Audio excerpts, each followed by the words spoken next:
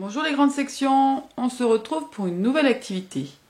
Aujourd'hui, nous allons commencer à travailler avec ce théâtre d'images et cette histoire. Je voudrais d'abord, dans un premier temps, que vous regardiez bien cette image et que vous essayiez de la décrire, c'est-à-dire que vous expliquiez ce que vous voyez sur cette image à votre papa ou à votre maman. On observe bien tout le dessin et on peut observer aussi les écritures. Alors, qu'est-ce que l'on voit sur cette image? Dans un premier temps, on voit trois personnages. Une sorte de petite souris qui s'appelle une musaraigne. Celui-là, peut-être que vous l'avez reconnu. Un écureuil. Et enfin, un castor. Ce sont trois animaux. Ils sont dans une prairie, on peut dire, dans un champ, dans de l'herbe. Derrière, on voit 1, 2, 3, 4, 5 troncs d'arbres. Ce sont des arbres qui sont un petit peu blancs. On appelle ça des bouleaux. Les bouleaux, ça vit près des rivières, près de l'eau. Et derrière, on voit une rivière ou un lac. On ne sait pas encore si c'est une rivière ou un lac. En tout cas, il y a de l'eau derrière. On voit trois personnages, un petit, un moyen, un grand, et ils ont tous la même position. Ils ont la main qui est près de l'oreille. Comme s'ils entendaient quelque chose. Peut-être. Il y a aussi le titre qui est écrit en très gros. Peut-être que certains arrivent à le lire. En tout cas, arrivent à lire la première lettre. Le A. Ensuite, on a le M. C'est le bruit du monstre.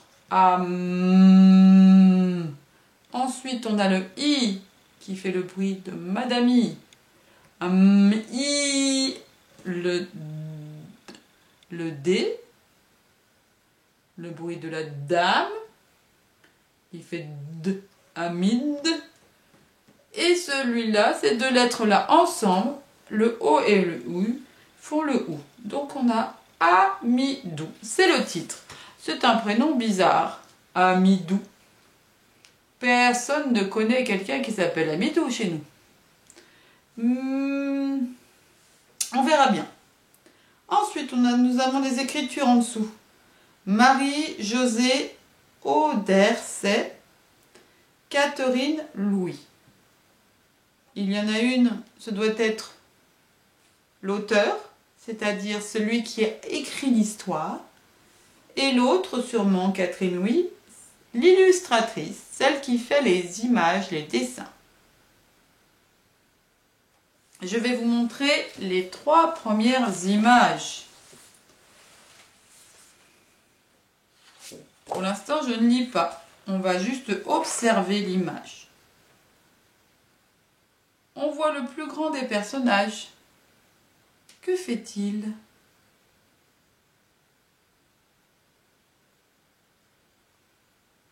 Il se regarde dans l'eau. Oui, il regarde quoi dans l'eau? Il regarde son reflet, comme dans un miroir. Le castor se regarde dans l'eau, regarde son reflet comme dans un miroir. Il s'est mis au bord de l'eau, accroupi, pour regarder son reflet. La deuxième.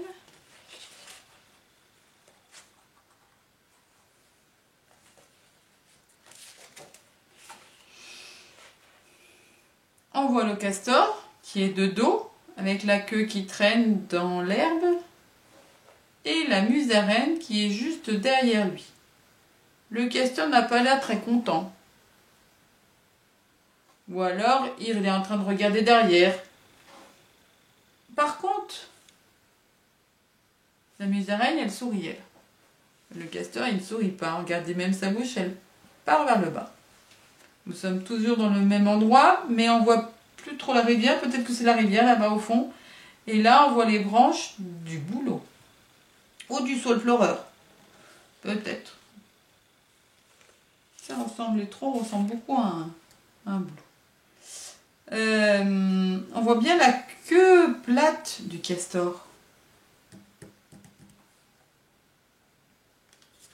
Et enfin, cette fois-ci, le castor s'est retourné. Peut-être qu'il parle avec la musaraigne. Elle sourit toujours, mais lui, on ne sait pas. On ne voit pas sa bouche, on ne sait pas s'il est content ou pas content. En tout cas, il est en train peut-être de lui dire quelque chose. Très bien. Maintenant, je recommence au début et je vais vous lire l'histoire.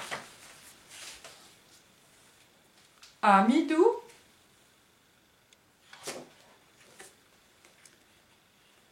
Vous savez comme elles sont les mauvaises herbes.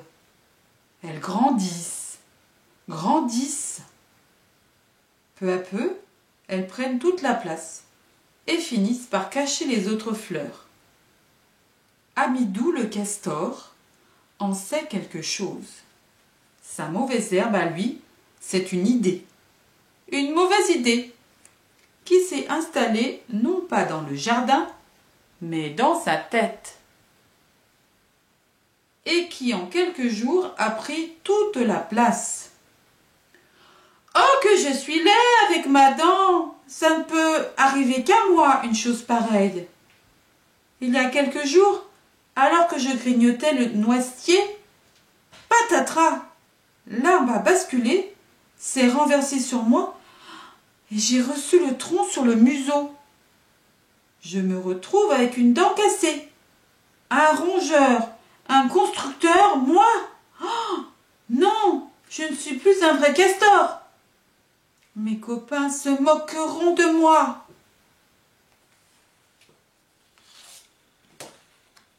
Amidou le castor est plongé dans ses sombres pensées.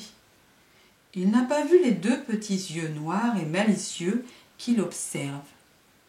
Une musaraigne, très curieuse, s'est approchée à petits pas discrets, sans se faire remarquer. Et elle cherche à comprendre. Pourquoi ce castor n'est-il pas avec ses frères et sœurs qui construisent un barrage là-bas au bord de la rivière? Oh, bougonne Amidou. Je suis un bon à rien. La musaraigne dresse ses petites oreilles, penche son museau vers la droite, puis vers la gauche, pour mieux observer le grognon. Il a l'air si malheureux. La petite musaraigne est aventureuse. Elle contourne le castor et se poste gaillardement en face de lui. Avec ta dent, tu t'es déguisé en brigand des grands chemins, plaisante-t-elle pour détendre l'atmosphère. Amidou n'a pas envie de rire. Il laisse échapper un sifflement et s'ébroue pour marquer sa mauvaise humeur. La musaraigne tente une nouvelle approche. « Tu as l'air bien triste, chuchote-t-elle, gênée d'avoir plaisanté. Qu'est-ce qui ne va pas ?»« Fiche-moi la paix, bouconne Amidou, je vais très bien. De toute manière, tu ne peux pas comprendre. » Nous verrons la suite de l'histoire un autre jour.